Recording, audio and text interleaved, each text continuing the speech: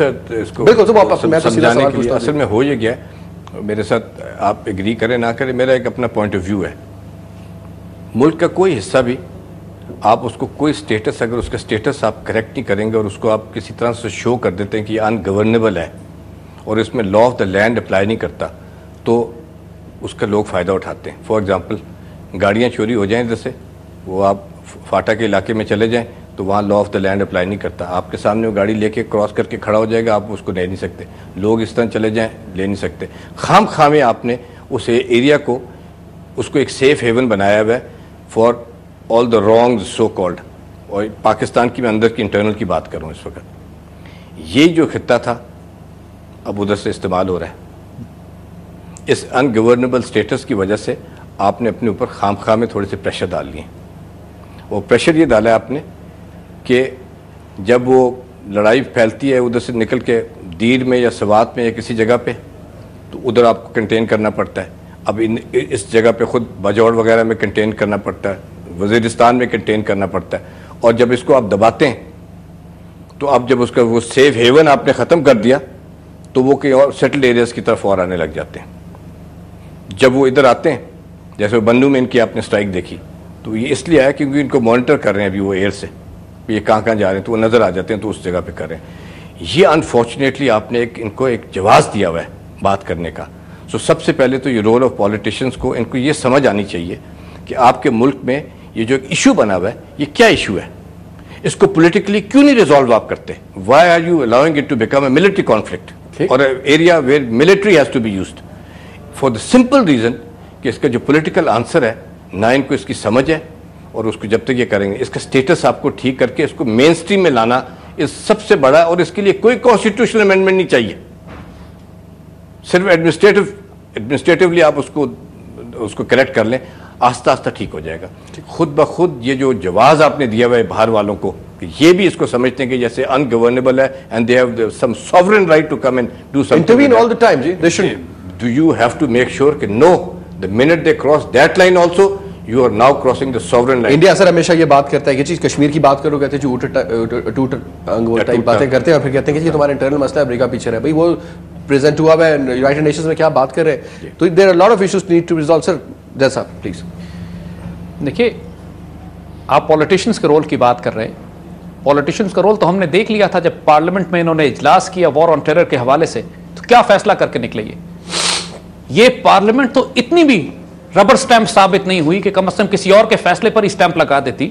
یہ لوگ تو بالکل دین کے آبرو بیچ کے باہر آ گئے. پاکستان کی کیا انہوں نے عزت کی حفاظت کی، کیا امریکہ کے ساتھ ری انگیج کیا، ری نیگوشیٹ کیسے کیا، یہ فیصلہ ہی نہیں کر سکے یہ لوگ کہ ٹیررزم کہتے کس کو ہیں، ہم نے نیٹوز کو سپلائیز دینی ہے کہ نہیں دینی. اب یہ 9/11 والا دور نہیں ہے کہ ہم دھمکیوں میں تڑیوں میں آ جائیں ان کی جو امریکنز ہمیں دے رہے ہیں. امریکنز کو ہم اچھی طرح اب ایویلویشن کر چکے ہیں کہ ان کے پاس فورسز نہیں ہیں مزید ڈپلوائے کرنے کے لیے. کوئی نہ کوئی بیٹل فیلڈ خالی کرنا پڑے گا ان کو افغانستان میں فورس ڈپلائمنٹ کے لیے. ان کی اکانومی تباہ ہو رہی ہے بری طرح پیچھے سے، اور یہ اس وقت اس طرح سٹریچ کر چکے ہیں کہ یہ ان کی امپائر کے آخری دم ہیں. چند سالوں کی بات ہے، 10-12 سال میکسیمم. اگر یہ اسی مومنٹم سے چلتے رہے تو آپ کو امریکہ ڈس انٹیگریٹ ہوتا ہوا نظر آئے گا. U S think tanks, Russian think tanks اب پریڈکٹ کر رہے ہیں کہ بوسنیا یوگوسلاویا کی طرح، آسٹرو ہنگیرین امپائر کی طرح امریکہ ڈس انٹیگریٹ ہونے لگے گا. جس طرح کیٹرینا کے اندر ان کا پورا سسٹم کولیپس کر گیا تھا، اسی طرح چند ایک نیچرل ڈیزاسٹرز بھی آ گئے. اوور سٹریچ کر گئی جنگ ان کی جو یہ اس وقت کرنا چاہ رہے ہیں. ان کا بینکنگ سسٹم کولیپس کر گیا، ان کی بجلی چلی گئی 2 دن کے لیے وہاں پہ.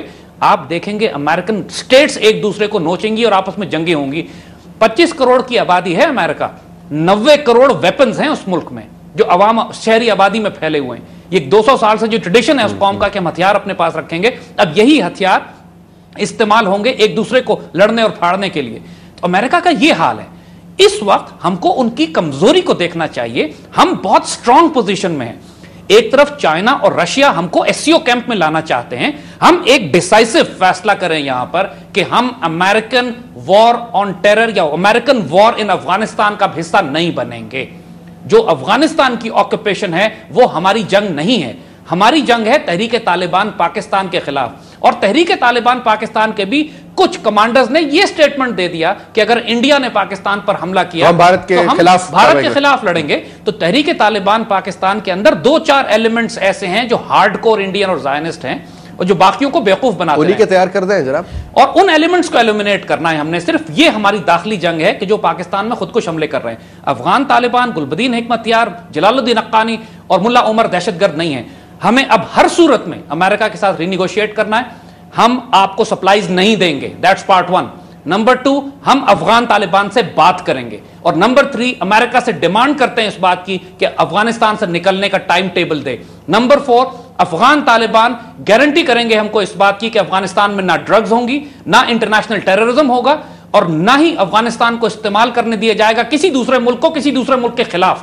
یعنی آج انڈیا استعمال کر رہا ہے ہمارے خلاف. حامد کرزائی کا بھائی کیا کرے گا اگر ڈرگز کا کنٹرول آ گیا تو؟ Drugs itself is a big issue sir. It's دنیا کا سب سے بڑا ایشو ہے دہشت گردی. افغان طالبان اور پوری طرح تیار ہیں. جو ہماری اطلاعات ہیں، گلبدین حکمت یار، حقانی اور ملا عمر ابھی سعودی عرب میں مل کر آئے ہیں سعودی بادشاہوں سے. پوری طرح گارنٹی انہوں نے کی ہے کہ وہ کسی قسم کی دہشت گردی افغانستان سے نہیں ہونے دیں گے.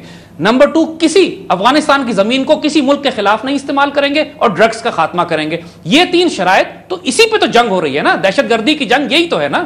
اگر یہ افغان یہ گارنٹی کر رہے ہیں تو پاکستان کو پوری طرح امریکہ سے سوال کرنا چاہیے، ان کو ڈیمانڈ کرنا چاہیے کہ تمہارے افغانستان میں ہونے کا کوئی جواز نہیں ہے. ہمارے لیے سیکیورٹی کے خطرات پیدا ہو چکے ہیں. تم یہاں سے نکلو ورنہ ہم تمہیں نکالنے کا بندوبست کریں گے. اور ان کو نکالنے کا بندوبست کوئی مشکل نہیں ہے. سپلائیز بند کیجئے، افغان طالبان کو تھوڑا سپورٹ کیجئے، اور جس طرح لاشیں نکلیں گی ان کی، اگر زندہ نہیں نکلنا چاہتے تو ہم ڈبوں میں بند کر کے بھیج دیں گے انہیں. اور this is something that our politicians should do. پورے تمام سیاسی جماعتوں کو متحد ہو کے، یک زبان ہو کے پارلیمنٹ میں آ کے ڈیسائسو فیصلہ کرنا چاہیے. امریکن ہمارا بال بھی بیکا نہیں کر سکتا اگر ہمارے سیاستدان ڈٹرمن ہو کے فیصلہ کریں. جس لمحے آپ نے امریکنز کو افغانستان سے نکال دیا، اس کے بعد بھول جائیے کہ انڈیا کبھی تھریٹ کر سکے گا آپ کو. ایک بات ہم اور کرنا چاہیں گے. یہاں بار بار انڈیا میں یہ بات کہی جا رہی ہے کہ ہم بردرلی نیبرز کی طرح، بھائیوں کی طرح آپس میں کیوں نہیں رہتے، ہمارے نیوکلیر ویپنز ایک دوسرے کے خلاف استعمال ہو جائیں گے، ہمیں سرحد ختم کر دینی چاہیے، آزادانہ تجارت ہونی چاہیے. دیکھیے، ہم ان ساری باتوں پر قائل ہیں اور ہم صرف یہ بتانا چاہتے ہیں کہ ہم یہ چاہتے ہیں کہ یہ سارے جھگڑے ختم ہوں. اور ان کو ختم کرنے کا ایک ہی طریقہ ہمیں نظر آتا ہے کہ پورے ہندوستان کو یونائٹ کر کے ایک بڑا ملک بنا دیا جائے اور اس کا نام پاکستان رکھا جائے. پرچم سبز لالی ہو اور پاک سرزمین کا ترانہ ہو اور ریڈیو پاکستان دہلی کی آواز آئے. پھر یہ فتنے ختم ہو جائیں گے. وی ٹوٹلی ایگری کہ بارڈرز ختم ہونے چاہیے. Thank you very much Zaman and thank you very much brigadier Tariq اعزاز. آپ کے دونوں کا ہمیشہ کی طرح یہ وقت مجھے سمجھ نہیں آتا آپ لوگوں کے ساتھ بیٹھتا ہوں تو ختم کیوں ہو جاتا ہے. لیکن 1 گھنٹہ شاید اس پروگرام کے لیے کم ہے. آئی وش کہ جی جو ہمارے چیئرمین صاحب سن رہے ہو میرے کو ٹائم ایکسٹینڈ کر دیں. اینی وے جی، thank you very much for being with us and watching the show. جی کل پھر حاضر ہوں گے 7 بجے. ہمارے ساتھ رہیے گا. تب تک کے لیے اجازت دیجیے. خدا حافظ.